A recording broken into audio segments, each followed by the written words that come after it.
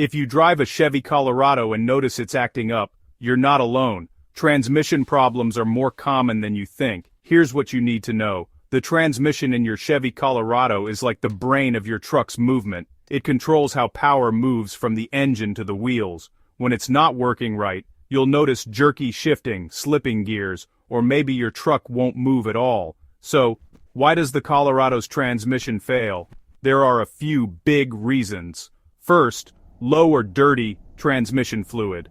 This fluid keeps things cool and moving smoothly, but if it's old or leaking, trouble starts. Second, worn-out parts like clutch plates or solenoids can mess things up, especially as your truck gets older.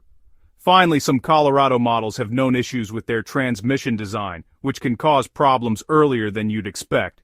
What can you do? Start by checking your transmission fluid level and color. If it's low or looks dark and dirty, top it up or get it changed. Don't ignore warning lights on your dashboard. These can signal bigger issues. And if you hear grinding or feel rough shifts, get your truck checked by a professional right away. Taking care of your transmission now can save you a lot of headaches and cash down the road. Stay safe and keep your Chevy Colorado running smooth.